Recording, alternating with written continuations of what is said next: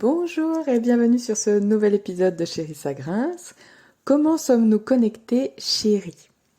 Alors c'est un sujet dont j'ai parlé hier avec mon chéri, justement, et j'avais envie de vous en parler.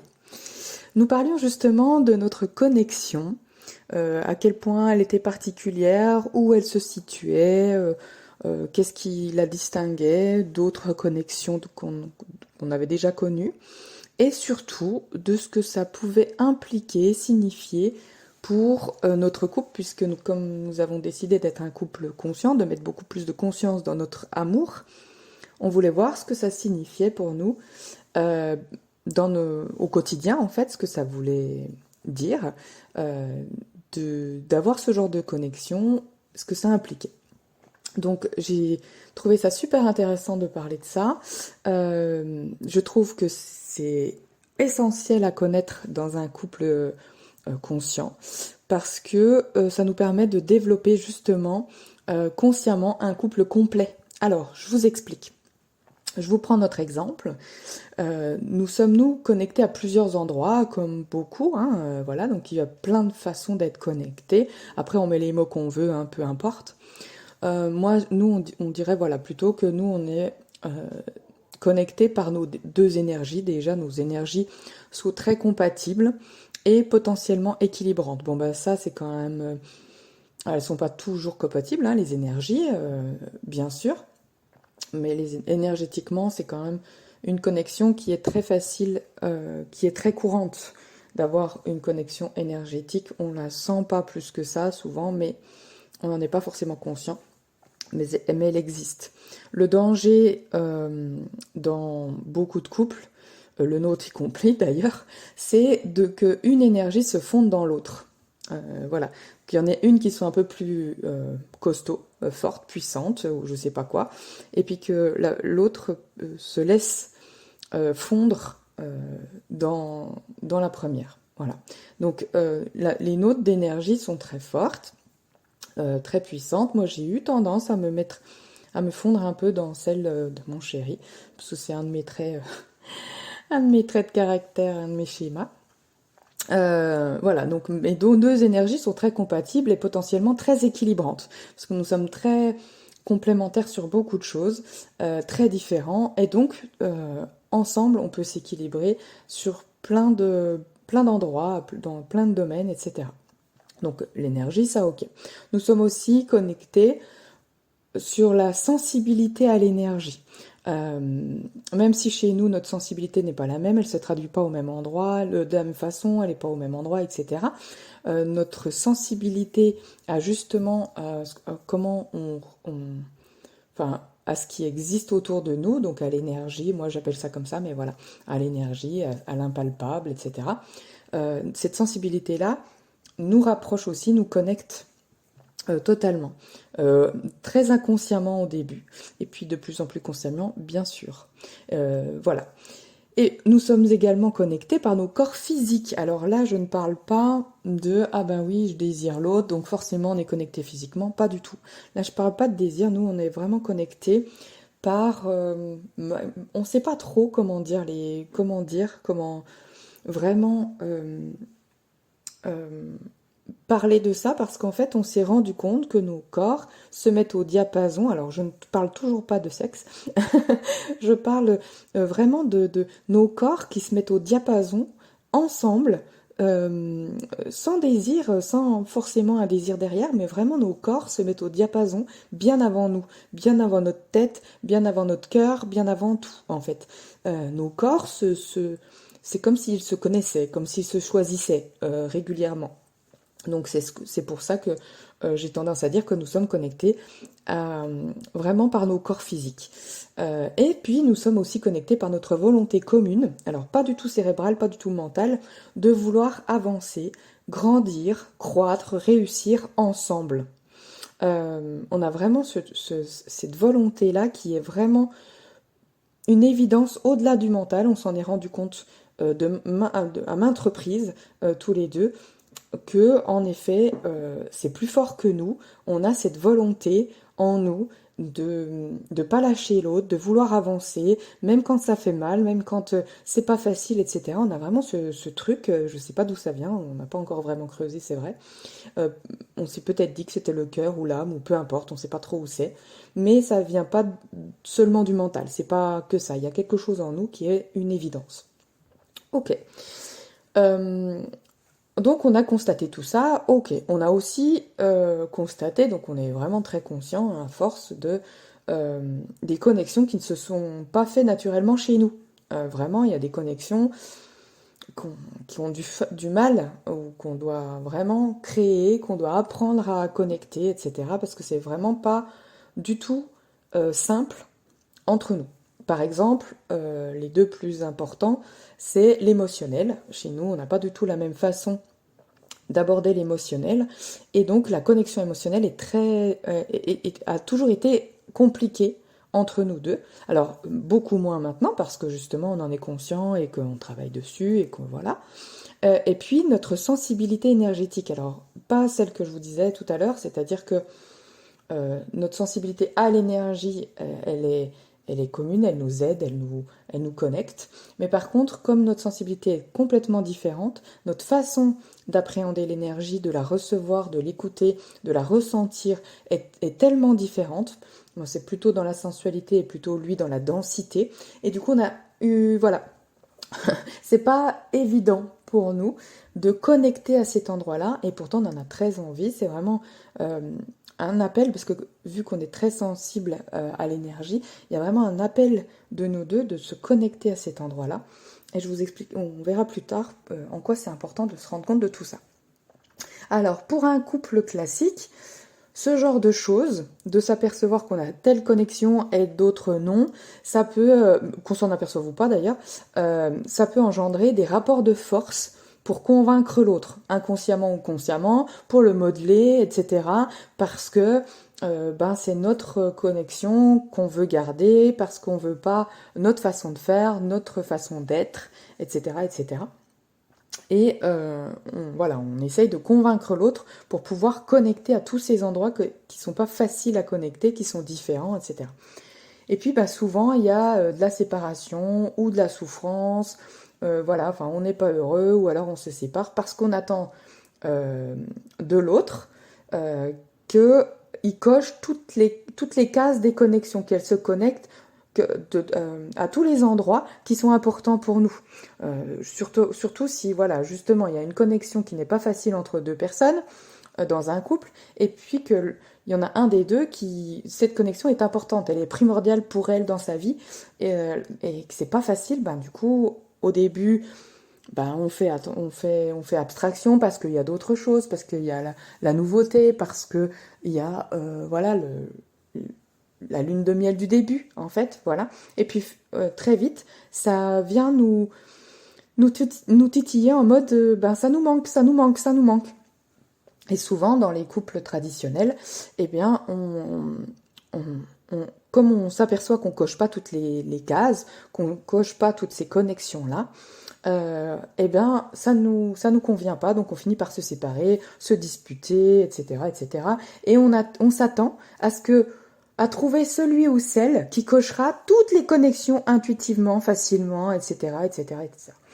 Moi, j'y crois pas vraiment. Alors peut-être, potentiellement, pourquoi pas, mais bon, franchement, c'est pour moi, c'est une aiguille dans une botte de foin, alors qu'on peut être très très heureux avec les gens qu'on a choisi d'aimer. D'où le couple en conscience. Donc, quand on aime en conscience, pour moi, bien entendu, c'est ma vision des choses, euh, c'est vraiment nourrir les connexions qui sont déjà là, qui sont faciles, qui sont naturelles, qui sont venues tout de suite entre nous deux. Eh ben, c'est quand même de ne pas oublier de les nourrir, parce que c'est pas parce qu'elles sont faciles qu'elles peuvent pas disparaître, justement. Et donc c'est important de nourrir ces connexions-là pour accroître le lien, pour accroître la complicité, pour voilà, enfin tout, pour faire grandir ce qu'il y a entre nous, pour nourrir le couple, etc. Et puis euh, la deuxième chose, c'est aussi de construire. Pour moi, l'important, c'est de construire les autres connexions qui justement ne sont pas faciles.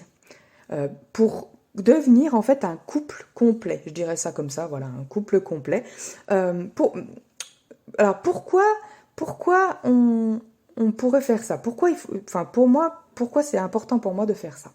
Déjà parce que quand on se met en couple, ce n'est rarement par hasard, enfin moi j'y crois pas vraiment, c'est plutôt dans un effet miroir. On se met ensemble pour dépasser et faire évoluer en fait certaines parts de soi. Les choses qu'on n'arrive pas à faire évoluer tout seul la plupart du temps, qu'on veut pas vraiment regarder, qu'on veut pas vraiment traiter, mais en fait ça commence à pousser à l'intérieur de nous et on voudrait bien que le résultat soit là, mais on n'a pas envie de s'y mettre. Enfin, ce genre de choses. Donc le deal inconscient d'une rencontre, c'est ça, c'est que l'autre est parfait pour ce qu'on veut développer à l'intérieur de nous, faire croître ou faire émerger ou guérir, etc. Parce qu'il va nous renvoyer un miroir qui va nous obliger, entre guillemets, à venir traiter tout ce qu'on n'a pas envie de traiter toute seule. Donc là, voilà, il y a vraiment des choses où on se dit oh, non, non, non, non, non, non, on regarde pas, on met sous le tapis, on regarde pas, on met sous le tapis. Et quand on rencontre quelqu'un, boum, y a ce truc qui nous arrive en pleine tête, on fait ouf. Ok, donc on peut choisir de ne toujours pas le traiter, mais par contre, moi, j'y crois beaucoup, c'est que si on ne le fait pas, de toute façon, vu qu'on inconsciemment, on vient le chercher en rencontrant des gens, des hommes ou des femmes qui viennent nous rappeler ça, forcément, on le traînera dans nos prochaines relations. Donc autant le régler dès que ça se présente pour pas enchaîner des relations comme ça entre guillemets d'échecs, quelle que soit la durée de la relation d'ailleurs, mais vraiment qu'une relation, ça serve aussi à nous faire grandir, nous. Enfin, en tout cas, c'est mon opinion à moi, c'est ma conviction à moi. Et puis pour ne plus être deux moitiés qui forment en fait un espèce d'être complet, comme oh, c'est ma moitié, ensemble, on est quelqu'un de complet, etc. Mais bon, quand l'autre s'en va, pouf, et ben du coup, on n'est plus que la moitié de soi-même. Non, en fait, pour moi, c'est vraiment l'idée, c'est de devenir deux êtres complets qui forment également un couple complet. Donc c'est vraiment deux personnes qui s'entraident, qui grandissent ensemble, qui guérissent ensemble, etc., etc., qui font un chemin ensemble, quelle que soit la durée, peu importe. Voilà. Et puis bon, chacun aura sa raison pourquoi c'est important de faire ça, ou pas d'ailleurs. Hein. Pour moi, c'est très important.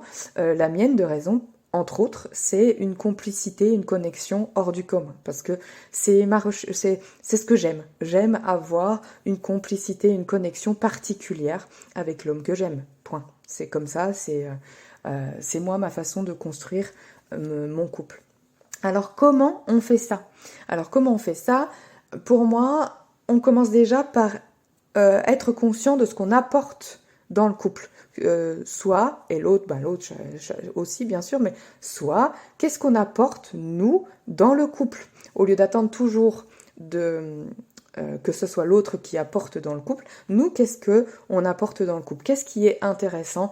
Qu'est-ce qu'on peut apporter de différent de l'autre, justement dans nos différences, dans les connexions qui ne se font pas facilement, c'est exactement là que nous, on a quelque chose à apporter, forcément. Par exemple, je vous parlais tout à l'heure de ma connexion particulière à la sensualité. Ça, c'est ce que je peux apporter dans le couple, parce que je suis naturellement connectée à cette sensualité et que mon chéri, non. Donc, forcément, ça, c'est ce que je vais apporter dans le couple, et lui, il est naturellement connecté à la densité de l'énergie, vraiment.